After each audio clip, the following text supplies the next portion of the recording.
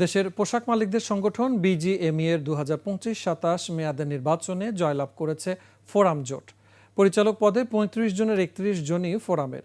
সম্মিলিত পরিষদ থেকে জিতেছেন মাত্র 4 জন। নির্বাচিত পরিচালকরা ভোটের মাধ্যমে সভাপতি ও সহসভাপতি নির্বাচন করবেন আগামী 2রা জুন। ইমন চৌধুরীর সহায়তায় শফিকুল ইসলামের রিপোর্ট। শনিবার ঢাকা ও চট্টগ্রামের হোটেল রেডিসন ব্লুতে সকাল 8টা থেকে বিকেল 5টা পর্যন্ত চলে পোশাক মালিকদের সংগঠন বিজিএমইএ এর ভোট গ্রহণ। পরে রাতে ফল ঘোষণা করা হয়।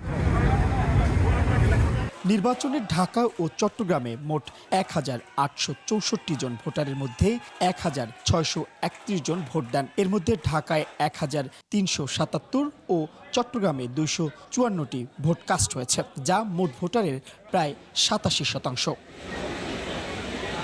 ঢাকায় 26টি পরিচালক পদের মধ্যে ফোরাম জোট পেয়েছে 25টি এবং চট্টগ্রামে 9টি পরিচালক পদের মধ্যে 5টি পদে জয়লাভ করেছেন এই জোটের প্রার্থীরা। সংশ্লিষ্টরা বলছেন, এবার ফোরাম সংখ্যাগরিষ্ঠতা পাওয়ায় বিজিএমইএ এর পরবর্তী সভাপতি হচ্ছেন প্যানেল লিডার রাইজিং ফ্যাশনস লিমিটেডের ব্যবস্থাপনা পরিচালক মাহমুদ হাসান খান বাবু।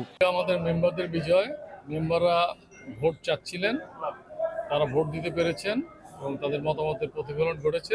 নির্বাচনে নারীদেরও জয় জয়কার। ফোরাম প্যানেল থেকে 5 জন নারী প্রার্থীর মধ্যে 5 জনই বিজয়ী হয়েছেন।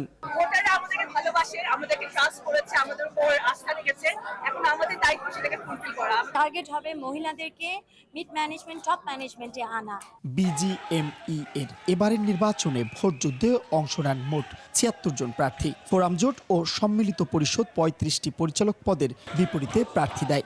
বাকি 6 জন ঐক্য পরিষদের ব্যানারে স্বতন্ত্রভাবে নির্বাচনে প্রতিদ্বন্দ্বিতা করেন। মোহাম্মদ শফিকুল ইসলাম, 21 টেলিভিশন, ঢাকা।